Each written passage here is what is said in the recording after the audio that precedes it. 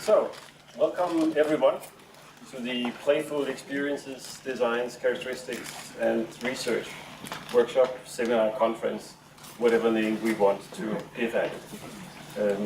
And first of all, to start, I guess, with what is really the most important is, first of all, a great thanks. Thanks to all of you for coming, and particularly thanks to the speakers who have flown in from near and far, some of them getting hardly any sleep along the way to get here. So if some of the distant sleepers needs a little nudge at some point, you'll realize that this is for good biological reasons. It's been amazing to see so many people wanting to join us for these days here in an exploration of play and playfulness. And thanks also to the local people who have really been moving these things forward. Animated, who is somewhere in the back here, who has been keeping people and things together, and Carsten here in the front row that I think many of you have been in touch with, basically looking after everything to work out. And then Savannah and a whole army of researchers coming in to help with all sorts of things. So there is a why. Why are we here? To explore playful experiences, designs, characteristics, and research. It seems, first of all, that play is enigmatic, it's important, it's fun, it's subversive, and it also seems that playful experiences are and can be creative, transformative, and enabling. And what we will be inviting you to do over the next days here is to try to share those experiences. Not just the experiences, but also how to get a handle on them. How do we get a handle on them analytically? How do we get a handle on them in practice?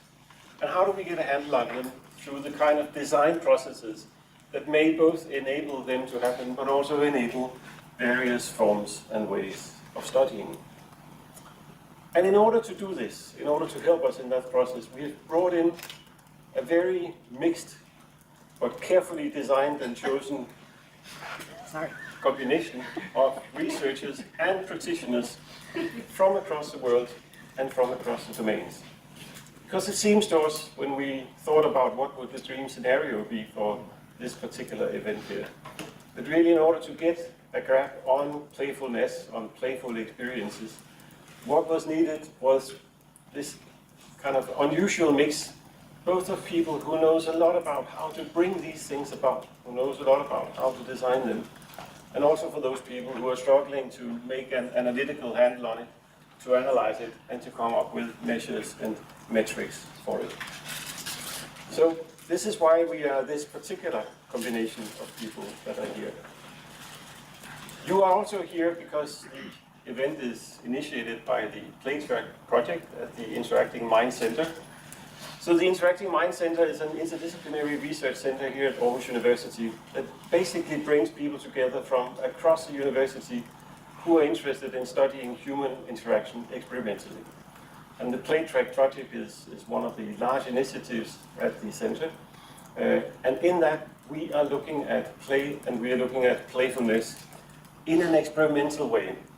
And when we say that we are interested in experimental investigations, then we really mean experiments in a number of different ways that comes together.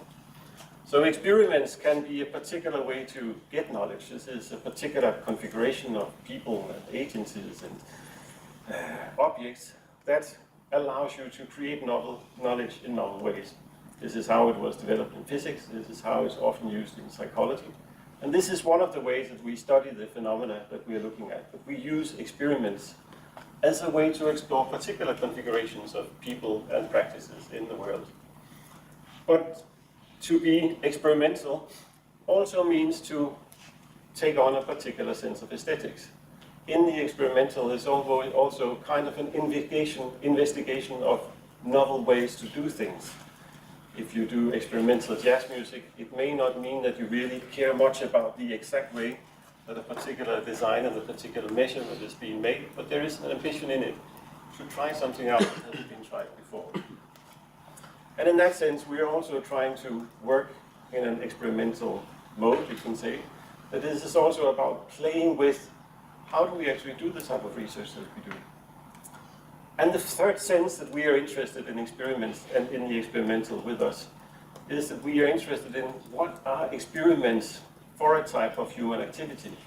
What is it that happens when people come together to do experiments? And translated into the domain of play and playfulness, kind of focusing on that particular framework that something being seen as playful is about. This part of what we're interested in as well.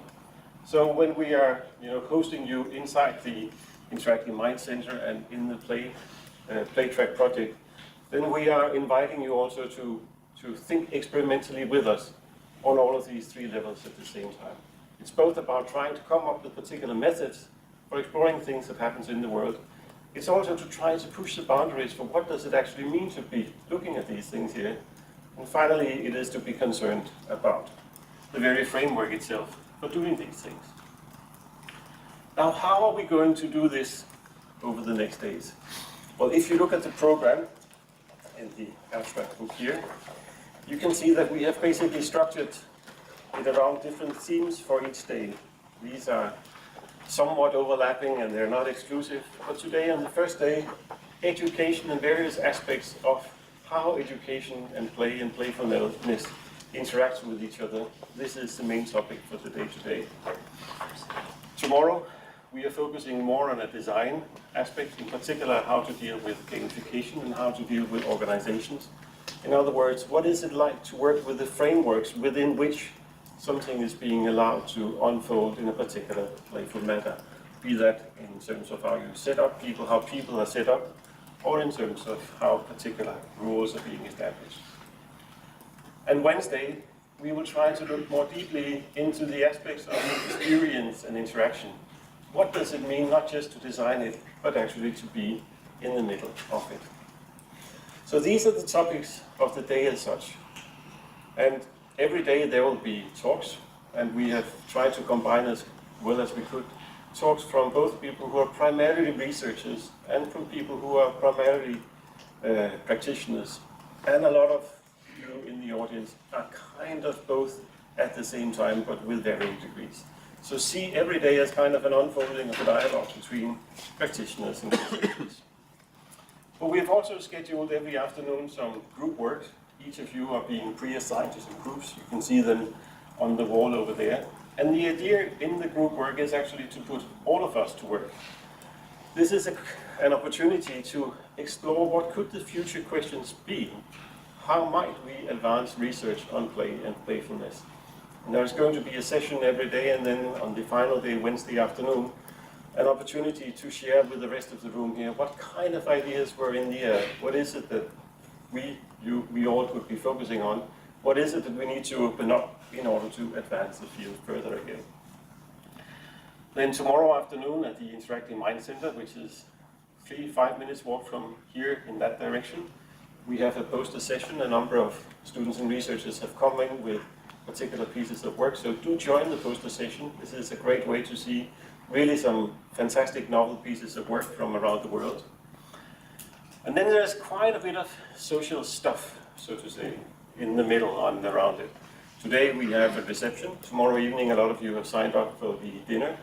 And there is also in the program, as you can see, quite ample time for breaks. So whenever something is in italics, it means break. And during what goes on in italic, the various forms of carbohydrates and liquids, etc., will be provided to you here and in the neighboring rooms.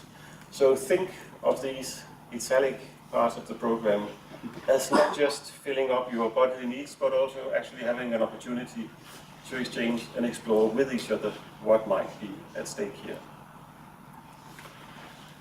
Then there are possibilities for sharing as well. For those of you who are on Twitter or on Instagram, we suggest that you use the Playtrack hashtag. And I think the official Playtrack hashtag now is with capital P and capital T, but I really don't know if it makes any difference. You can also find an app that can be put on various devices, and inside that app is both all sorts of updates about the program, about the speakers, etc. But we have also suggested to you that if you should feel like building something with these bricks here, and Kat can talk a little bit later about how building something with these bricks, a duck for instance, Now, if you produce some of these things here, and if that doc finds itself in an interesting place somewhere in university or in an interesting configuration, please take a picture of it and upload it to the Find the Doc kind of folder in it. And finally, I think the most important part of the how really has to do with take this time here and take the opportunity to explore and to discuss. Both during the sessions here, we have quite ample time for the presentations and for discussions after those.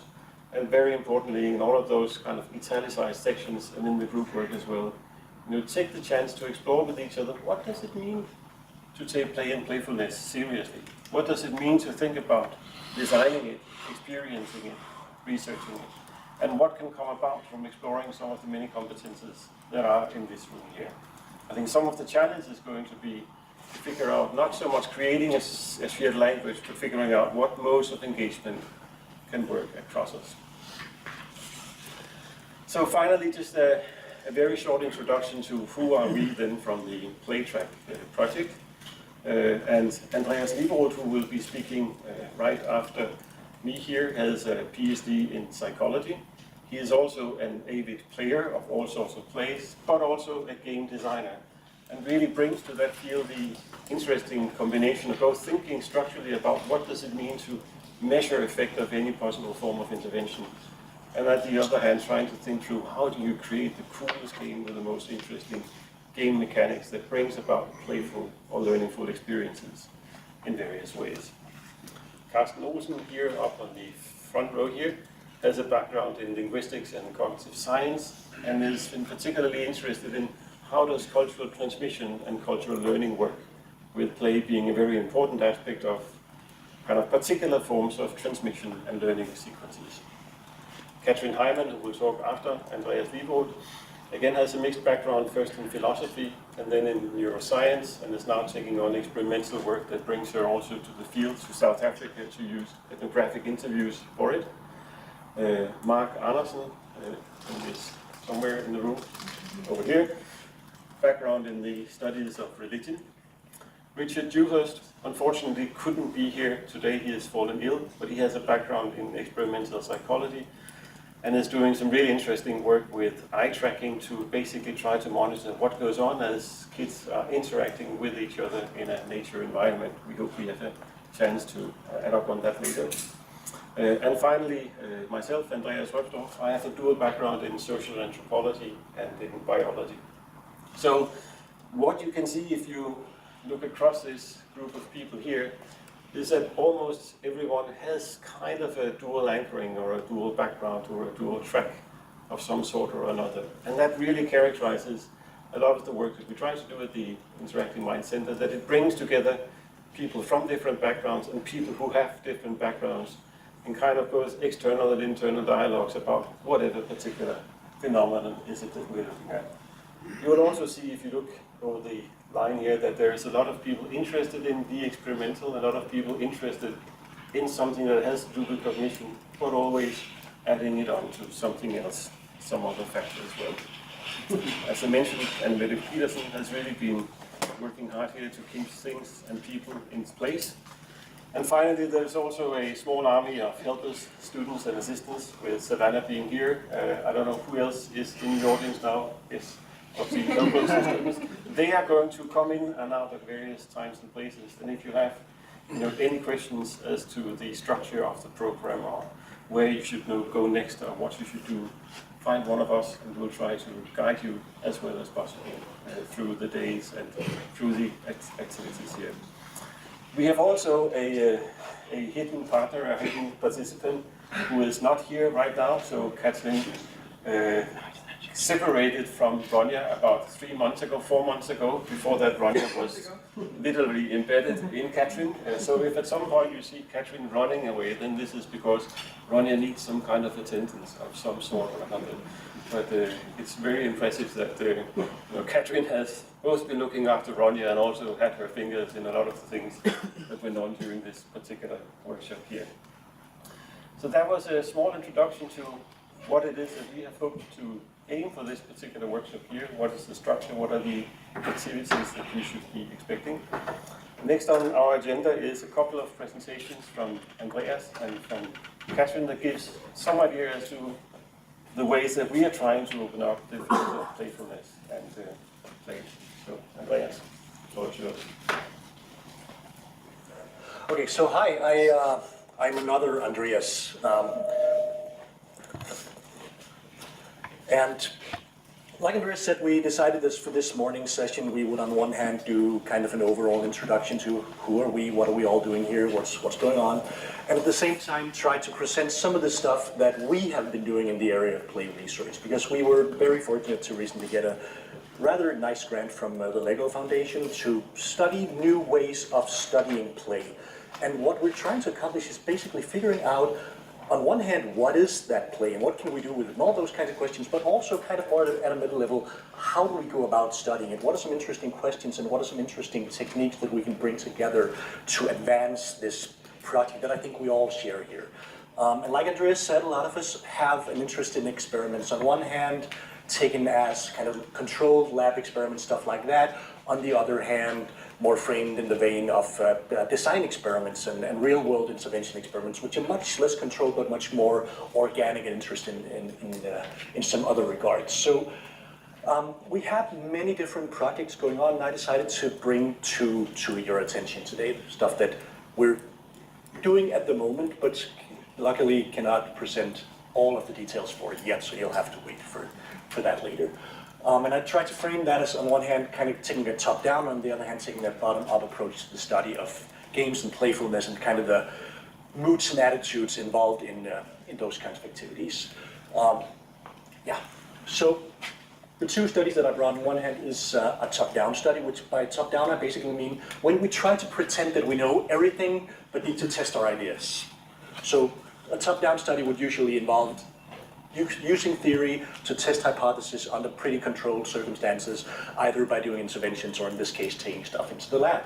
And on the other hand, the bottom-up approach would be the complete opposite, pretending that we know next to nothing, but that the world knows stuff, and that people know stuff, and that we can get a lot of information just by paying attention to the way that people construe meaning, that people make sense of the world, and the experiences that people have with more or less playful or gameful experiences. Kat's going to talk a lot more about that approach later on. But one way that we have been kind of using games top-down for a while at Aarhus University is through what is called citizen science or citizen science games. How many of you guys are already familiar with citizen science projects online, with citizen science games maybe? A few of you, okay. So I'm going to attach a few words to that. The idea behind citizen science is basically very old. The idea is getting people who are not trained scientists, or at least not employed as scientists, to help gathering data or to help furthering research in some way. So when the first weather services were established in the United States, for instance, weather stations were placed all over the United States near telegraph offices, and then someone, usually the local teacher or someone, would take readings and then telegraph that information to the Smithsonian Institution for national weather forecasts to be created. So that would be a very early example of citizen science being created through the technologies of the day. What a lot of people do now is trying to involve people in science either through the sensors in their phones, for instance, having people carry around phones with open speakers to measure noise or different other parts of the environment, or even more actively to engage in research in some ways. And we have a center here called the Center for Community-Driven Research, CODER, which is headed by Jakob Scherson.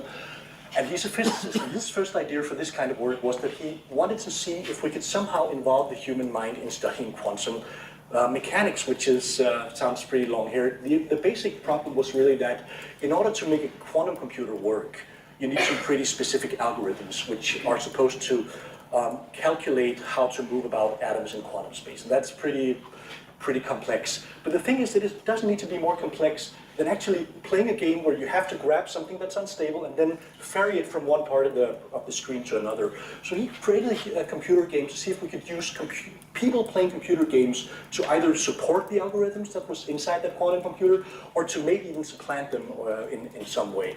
And we have had a lot of success with that, with some very nice results and very nice publications coming out of that. So we're moving from just the natural sciences and kind of that idea of using phones as data gathering opportunities to a lot of other avenues. And at the moment, there are many different things in citizen science, from the stuff that we do, which has to do with, for instance, physics, to stuff where it's just the ESP game. Some of you might have experienced being asked to recognize two different pictures. So is this a door, a cat, or a man?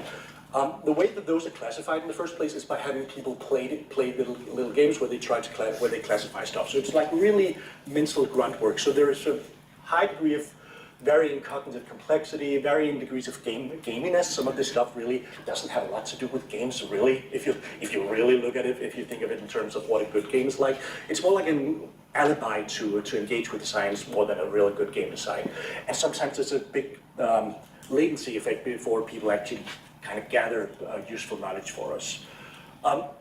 One of the things then that we've been interested in recently is, can we also use this for studies in the social sciences? But there's a big disconnect there, because on one hand, getting people to just have the phones open, the mic on the phone open, or getting people to do stuff which is basically just visual spatial cognition, doesn't really involve much of the person, much interpretation. It's just part of what goes on the screen. But as soon as we try to head into the field of psychology, head into the fields of economics, a lot of very, very human factors enter into that game. So what happens when we try to study psychology or economic behavior, and when we try to make that more attractive online, but by creating games that should make, for instance, taking part in classical behavior economy games interesting, because then you start screwing with the basic premise. Usually when people play economic behavior games like the Prisoner's Dilemma or the Dictator game, the Dictator game would be an example of having, I have 50 kroners, I have to divide them between me and Andreas, and I'm going to give Andreas 10 kroners. And Andreas gets the option to say, okay, so this division, does he find this fair? Will he accept the bargain or not? If he accepts my offer, I get the 40 kroners, he gets the 10 kroners. If he doesn't accept, none of us get anything. Andreas, I'm going to take the 40 kroners, you're going to get the 10. Is that okay with you? You can leave your 10 kroners and you can lose all of it. Yeah, no. Which really isn't, and Andreas didn't want that bargain, which really isn't, because soundly speaking, economically rational, because Andreas is left off worse off in this situation. He could have 10 kroners, now he has nothing, but he gets to punish me for making an unfair division. If I've offered him the other way around, 40 for him, 10 for me, or maybe 50-50, people usually take the bargain. And these things have been studied a lot in the lab. We know these paradigms very, very well. We know what people usually do. We know what different kind of manipulations we can add to make people more or less pro-social, stuff like that. But if we also have to get people engaged through a game design, if we also need to try to involve people in these kinds of processes to come in online and just play a few games without real money at stake, without all the necessary lab controls, then what happens? And this is one way that I've challenged my friends at the center recently. So how can we study the effects of this kind of thing in the lab? So a lot, like I said, a lot of the classical economic experiments, the reason why these are interesting in this context is that we know them very, very well. These are experiments that have been run tons of times since the 70s, and we know what people tend to do within a pretty certain margin of error. We know, for instance, that if people are set to play together in groups and they can either be altruistic or they can screw each other over, then we know that people tend to screw each other over towards the end. If people if the game is drawn towards the end, although they might be pretty friendly at the start. We also know that people tend to be much more altruistic if they can punish each other, like Andreas did to me in the example. If they can somehow get back at people at some later stage. So all this kind of information we have, but also we know that the games, which is what we want to be able to bring to the internet, theoretically, are pretty boring. It's called games, and sometimes when people say when I tell people I study games, they think I'm an economist, because this is what economists have been doing for a long time. But what happens if this interface is turned into this interface? Because the prevalent idea among citizen science people is that all you need to do to get much more data is to make it fun, make it interesting, and they will come. Decide it and they will come. So if you have little dinosaurs steering resources instead of weird stick figures, then what happens? Also, one of the kind of main arguments in the gamification research, we have some great gamification researchers present today, is that games are very often about juicy feedback. It's about the idea of getting some clear feedback, some clear information on what you're doing, and very often above and beyond what you need. So if you pull the lever on a Vegas machine, then you'll have a cling-a-ling-a-ling-a-ling clunk. And if you win something, then the coins will start spurting out, and all that has a very nice and strong visceral feel, which Jesper Juhl calls juicy feedback. On the other hand, if we want to do this online, just get people to play for fun, then we need to take the money out of it. And how will that work? So we're running experiments at the moment to try to figure out, when we take these basic experiments that we know very, very well, and then gradually start adding game stuff, taking away the money, adding cute little dinosaurs, adding juicy feedback that real professional talented game designers have added to this stuff, then what happens? Will they be more motivated? Will they be more willing to play? That's the main question for this kind of research, because the whole premise of doing that kind of thing is to get people on board, to get random people on the internet to spend 5 minutes to contribute to science. Will that help? But even more importantly, how much are we screwing with the psychological premises of the basic setup? How much will be changed? Will people be more or less cooperative, for instance, when they have the frame of cute little dinosaurs? I'd like just to poll the room. How many of you think that you'd be more cooperative if an experiment's framed as a game online and you're playing cute little dinosaurs? How many of you think you'd be more likely to cooperate and be friendly? How many of you think it would be the other way around, that you might be more competitive, or yeah? I mean, I genuinely did not have a clear one-way hypothesis about this, because people might also get more in a competitive mood. They might say, okay, so this is just a game. I can hurt Andreas' feelings, but it's just a game, so it's okay. So we need to figure out these kinds of things. So we're running these studies in the lab at the moment to see how far we can go without messing up the basic information that we have. That's like a really classic top-down approach to this kind of thing. On the other hand, we have a bottom-up study going at the moment too, that I'm running with Sebastian Dieterting and Jaime Gibson, who are two of my friends and collaborators. Because we're also really interested in finding out, so this idea of being in a gameful mood, like I said, maybe when you're introduced to something with a game, you might get more competitive, or you might have more fun, or you might be more friendly. There are a lot of different kind of feelings and aspects of behavior and experience that are tweaked by kind of getting the sense that you're playing a game.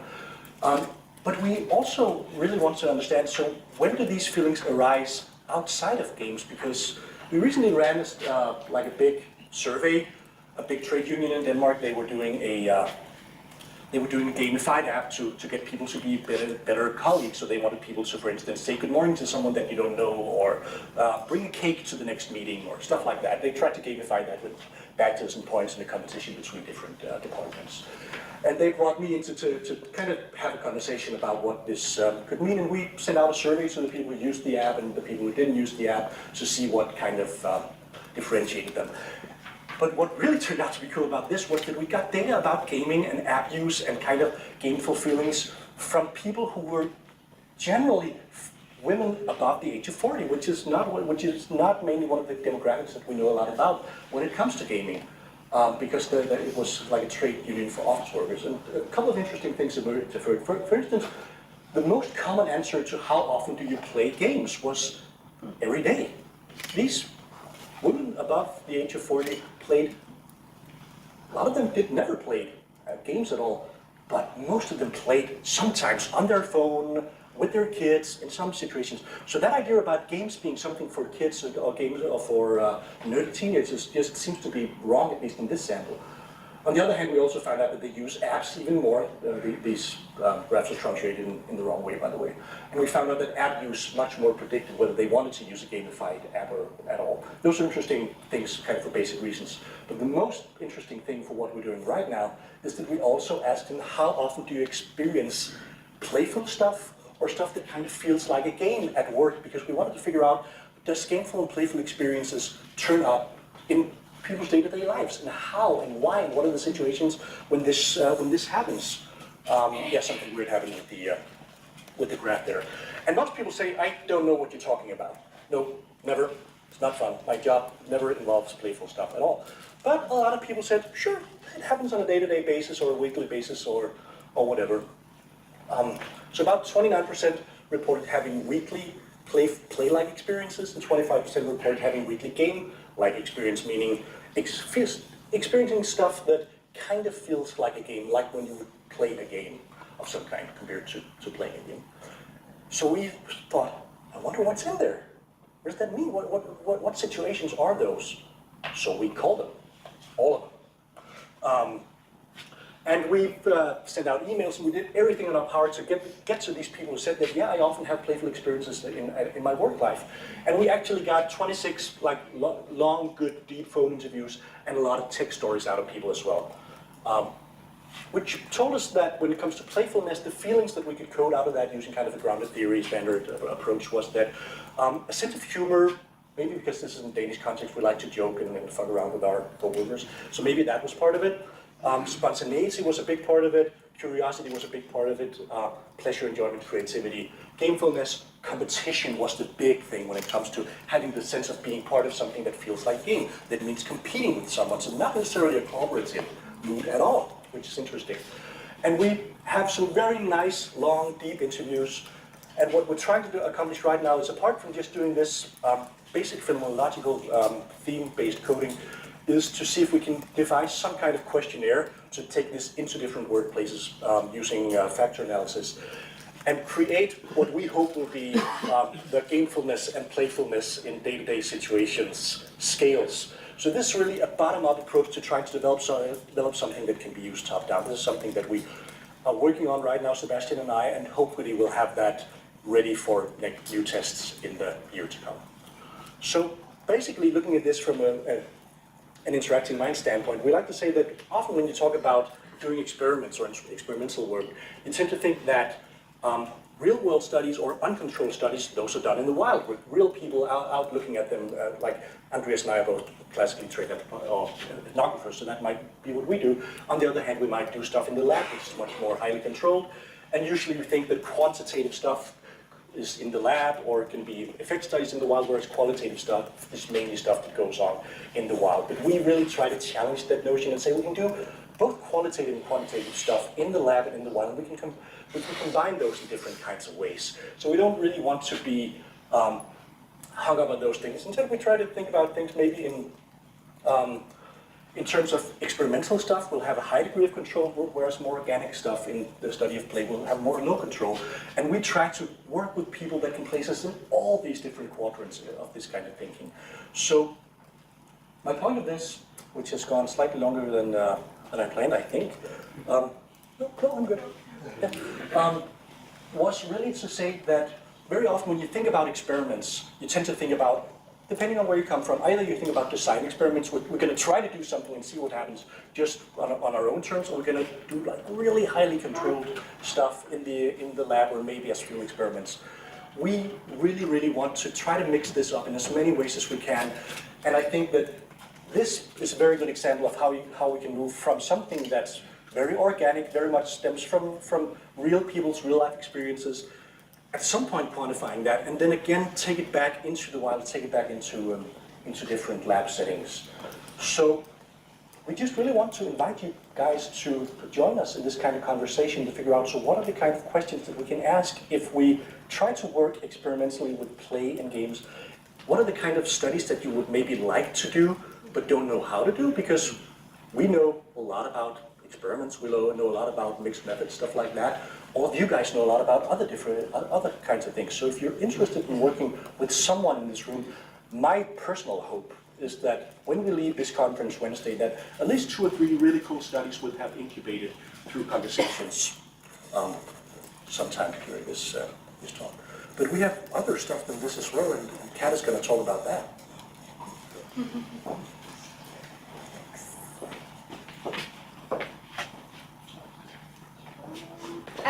What I would like to talk to you about today is an experimental series that we started I think a few months ago that we called Ducks in a Box, basically because there was a big box of ducks involved, one of them you have in your hands or next to you right now, but also because it's maybe one of our approaches to look into this black box of playfulness, as it is still for a lot of people and maybe will always be.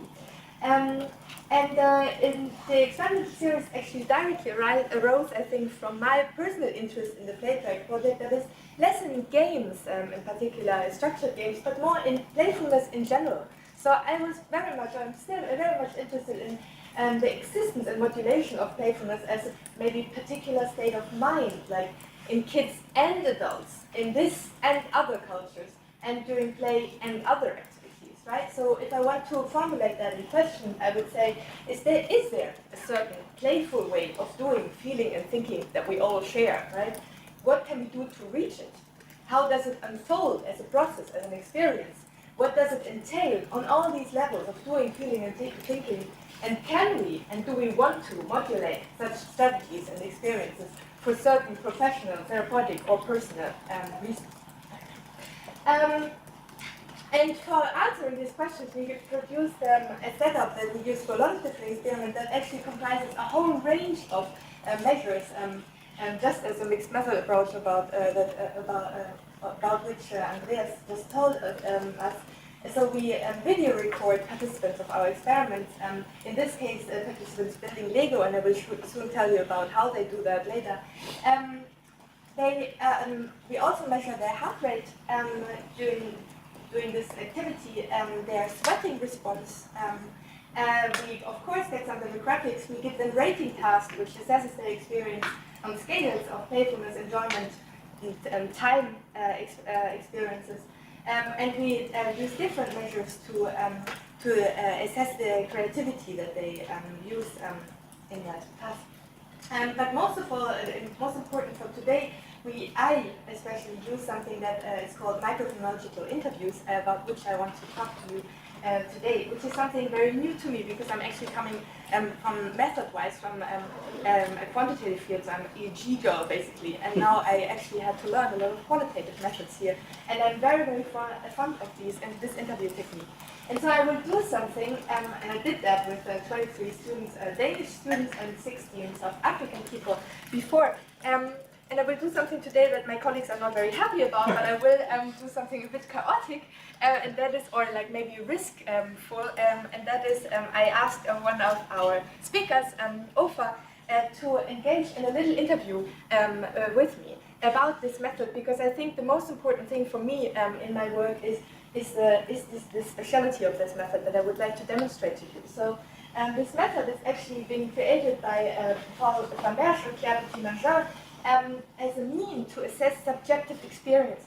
So can we actually, despite that we are scientists and believe in objectivity only, right, can we actually ask people about their experience, and how can we do that without falling into the trap that people might lie to us or confabulate or do things like that? So these interviews are a method that has been developed to counter that.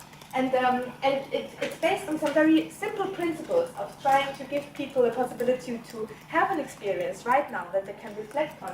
And then the interviewer is doing nothing but focusing their attention to their own experience with a non-inducing but directed question style, focusing on the how and mirroring their responses and gestures. And I think the most easy thing to show you that is to do it. So what we'd like to do now is I would like to talk and do a little, just 5 minutes interview. These interviews can get up to an hour, of course, right? But I will just do that with him.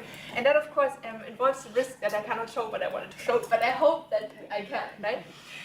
So what I will do, Ofa doesn't know what is coming to him now, so like, is I would give you a little task that you have to solve in your head, and I would like you, the whole audience, to try to do that as well, so that you can share this experience that Ofa just has, and can maybe follow the interview in your own way in your head, right?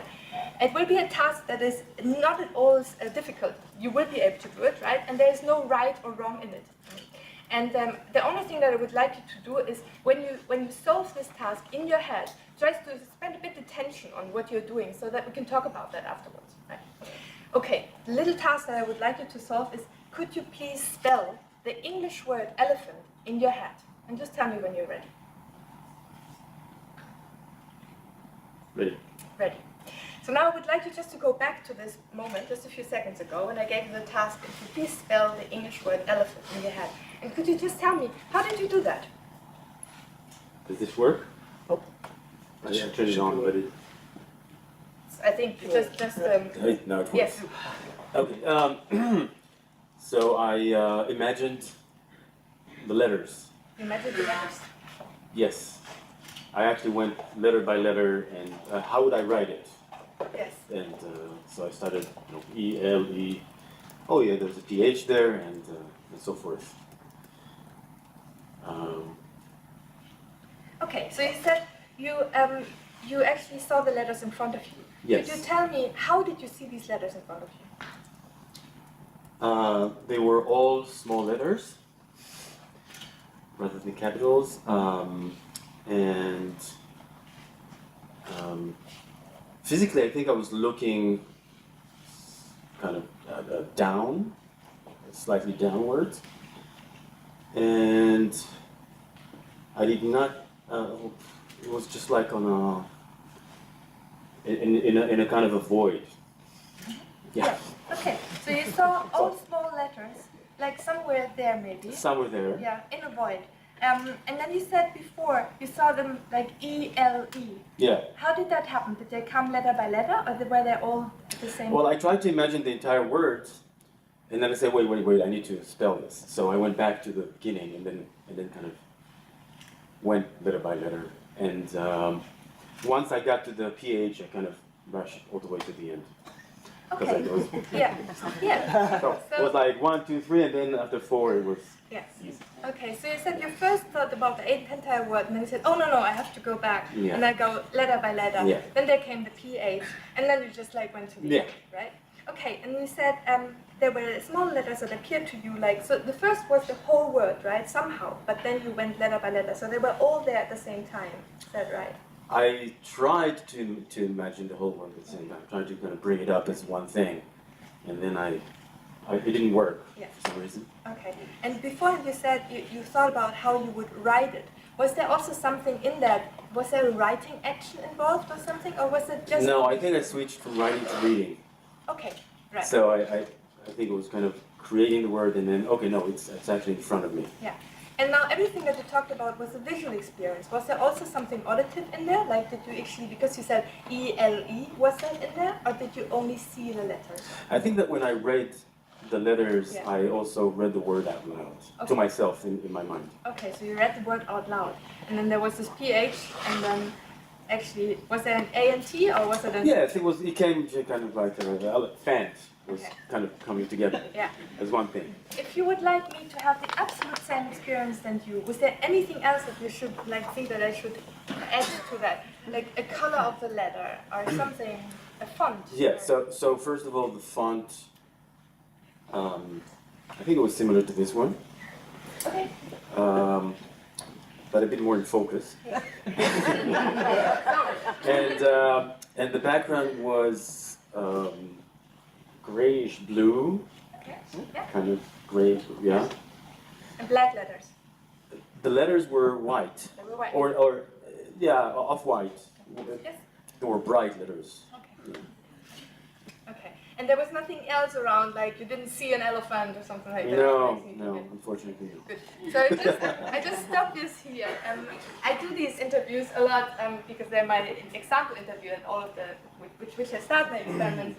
And I can do this for half an hour. So there's actually even more, I think, in this experience. But maybe you just already got a clue about how rich an experience is that we actually have inside of us, even if it's just a few seconds long, right? And you laughed about what he said, like, because it comes out a lot, right? That you had the same experience yourself, right? And I'm sure that nobody of us had the absolute same experience. But I'm actually sure that quite a few of you had like some experience that was shared with him, right? Maybe all of you, or maybe part of you, saw also letters, right? Maybe some of you saw white letters, right, or something like that. And there's also another point in here that is often shared by people. So the PH is, especially for people that are not English speaking, right, a major point in this thing, right? So there is a PH, and when I've gotten over that, then I'm like almost done, right? Like that. So what I wanted to demonstrate is that you can use these interviews actually quite nicely to assess something that is very, very private, right? And I'm pretty sure that you can see, and it often happens to an interview that I ask a question and people say, no, I don't know. And then it's also fine. So they give you an experience of like, I know about it or not. So I think that the risk of confabulation here is very low, and it's very rich interview data that I would like to use. And that I did in my experiments, and the experiment that I actually used is the following. So I gave my participants little ducks, sets of ducks, right? Like you have it next to you, and 3 or 5 at a number, right, in front of them. And then the experimental design was as follows. I gave them 2 conditions in a randomized order. In one condition, I asked them, could you please build 5 ducks? These ducks could look like this prototype that I had in front of them, standing in front of them. Or they could look like any other duck-like creature you want to imagine, right? This is totally up to you. And also the way you do it is up to you, right? The only condition that I would like you to fulfill is, I would like you, and there was 2 conditions. In one condition, I would like you to do that most playfully, right? So as playful as you can do it, right? In this situation, which is a bit of an experimental task, blah, blah, blah, right? And the other condition was, I would like you to do that not playful at all. It shouldn't be playful, right? Rather like work, something like that. And I let them build these ducks. And then I did an interview with them, or 2 interviews, each time they built, that was in a similar line with this. And what you do with these interviews afterwards is you actually can analyze them quite nicely according to what I just said. So there are some parts of an experience that hopefully are shared among us, right? Maybe not among all of us, so maybe you have to divide groups, and when it comes to the elephant, to one group that solves this task only auditorily, and one group that only solves it visually, or something like that. But there are shared elements in it. And what was my idea was that I could make a schema of an experience that to explore what does it mean to be playful, or what does it mean to not to be playful, which strategies do we use, and what happens. So we show you some preliminary data of that now that I got from the about 40 interviews that we have. These are both conditions and both cultural sets, and I will tell you about the difference a bit later. So basically, now you have to imagine building ducks. What participants told me, almost all of them, there was a certain phase, so when I gave them this task, in which people said, okay, what am I going to do now? How do I behave with Lego in a workful way, right? Like, I have to find a solution for this problem. So there was a strategy creation period in the experience where people used, for example, memories. They might have imagined working in a factory or something, and trying to put themselves in a bodily state and talking about that, right? Or they used other methods to do that. Then they also, almost all of the participants reported about like, and then I had to think about what do I actually build, right? And actually a lot of people imagine ducks, real ducks, right? Flying, sitting on the lake or whatever, right? And then use that, or wanted to use that as an inspiration to build. And then there came the building process, and it doesn't mean that they are really after each other. They might overlap these phases, right? But there was a building process phase in which they got their hands on this, so they started, right? So they built ducks, right? And that is also a very interesting phase, because something else happens in which strategies might actually go down the river, because the bricks are taking over, right? And I will talk about that in a minute. And then there was maybe a re-strategizing phase, where people had to go back to their strategies to be workful, right? Because, oh, actually I don't feel like playing, or I shouldn't play, so maybe I find another way. And then at the end, a lot of people, especially in the playful condition, told me, oh, then I looked at this duck, and it was actually so cute. So like a product evaluation thing, which happened at the end. And I would like to focus on 2 of these processes. So I have rich data about all of these stages, right? But I want to focus on 2 out of obvious reasons, because this first is, of course, very interesting when you want to try to find out what it means for people, normal people, right? Like to be playful and to find some data about it. And it's also interesting what happens then when they actually start building, right? So I would like to read you 2 little quotes out of the interviews that I found very prototypical and nice for that. So this is about the workful condition. And the participant here was saying, when I asked him, so how did you feel in this? He said, oh, this was just boring. I felt this pressure, you know, I have to do that because this is the working task, and I find that no happiness in this one. I felt also challenged because it's work, so I should know how to build this. Probably build that same thing for 8 hours, thousands of times, every day. And then I lost most of the interest how to build this, because I knew it. I didn't find it pleasant anymore to put together these bricks. I just pressed on it. I didn't feel, anymore this pleasure of putting the bricks together, which is something that he reported in the Playful condition, that he liked, putting the bricks together.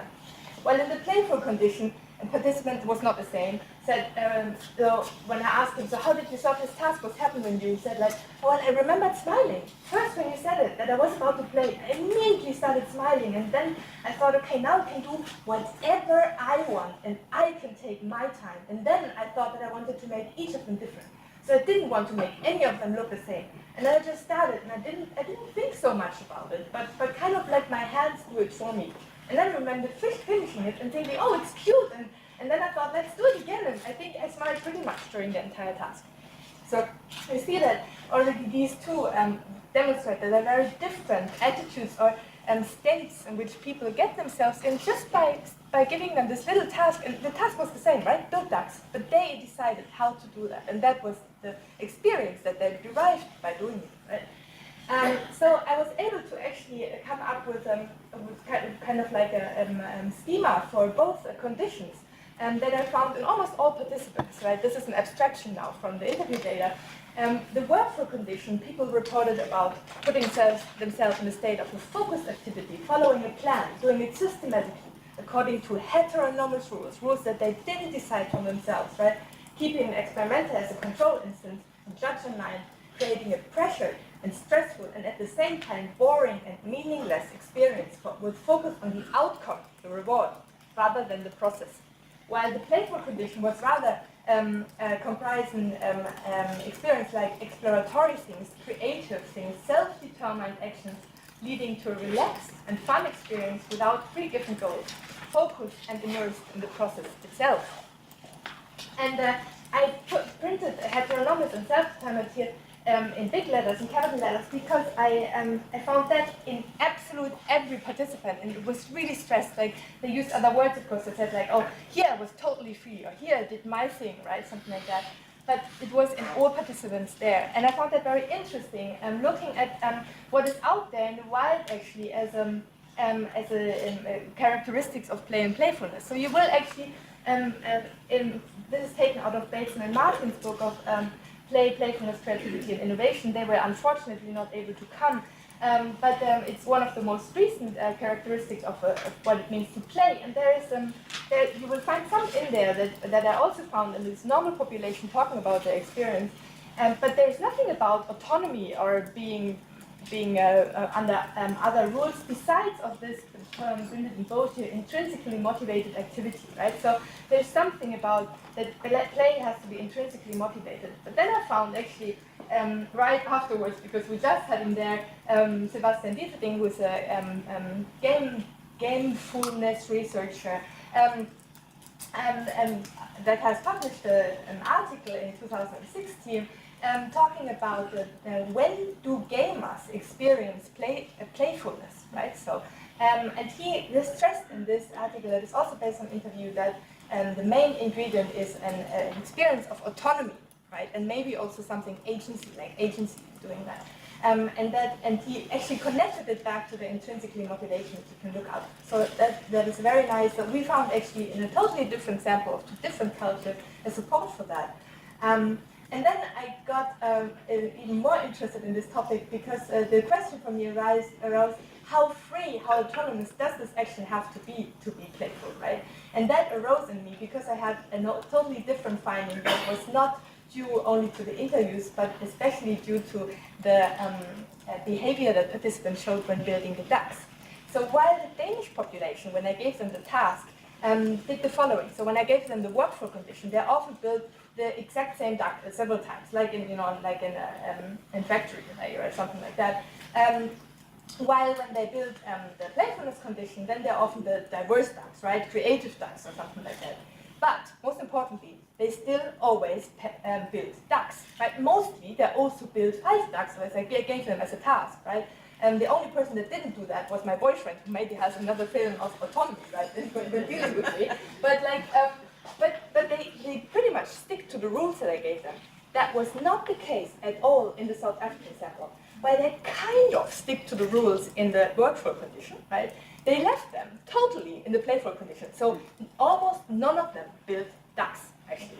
They built bridges, houses, cars. At the beginning, I thought that it was a language problem that I didn't understand when they suddenly started talking about a car. And I was like, why a car? Like I thought.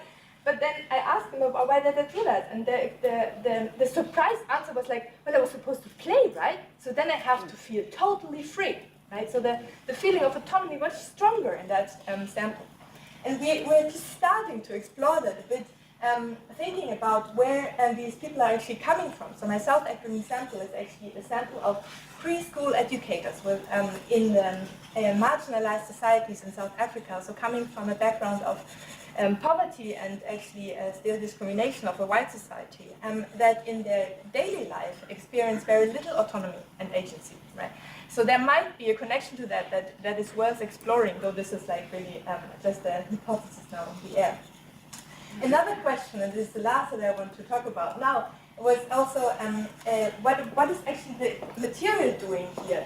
So Sebastian Liederling in his article, he said that also the game design makes a big difference on how much autonomy I actually experience.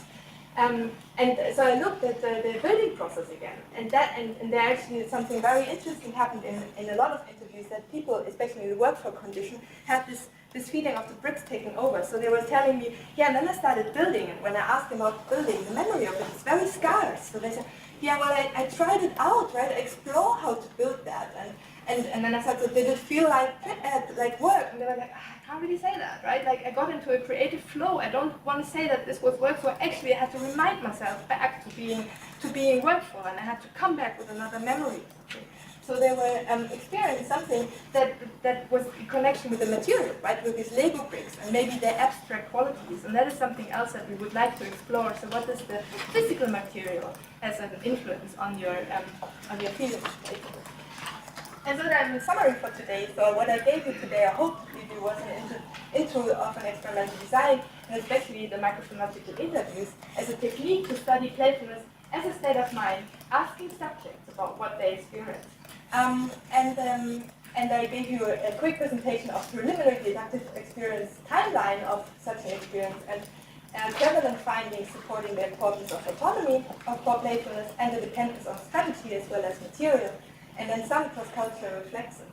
And what we would like to do in the future is, of course, the further exploration of these topics that came up to, but also we would like to explore further microphonology, because there is something, because in South Africa we are actually planning to use it now as a method for teachers to become more aware of their own experiences.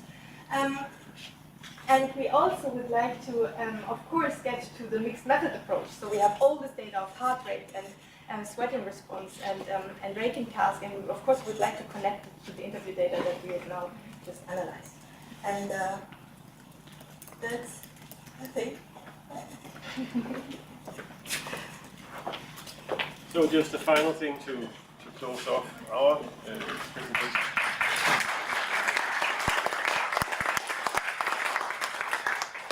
That Jens Karp, who's presenting on Tuesday, wrote this wonderful book recently that play matters, and it seems to us that play really matters, and probably more than ever, in schools and organizations, workplaces, and certainly also world arenas. Things are unfolding currently in the world that seem to belong to kids threatening each other, but we're not sure whether this is playful at all or not. And what seems to, in a sense, go with going in a playfulness mode is that it's a matter of taking an attitude. It's indulging in an experience. It might be about exploring possible worlds to enable real worlds. It might be part of what characterizes the playfulness modes. It's certainly about collaboration, but it's equally about fight. It's about designing and creating, but it's also about learning and to have fun. And I think what we are increasingly seeing coming out of our work is that going into a playful mode is essentially, it's about acting. It's about acting both joyful and light, both hard and rigorously, and with a certain sense of care to be attached to it. So these things here, we believe, actually characterizes a lot of the playful experiences, and we hope they might also resonate as a way that we can explore with each other what it is like to do playfulness over the next couple of days. Thank you.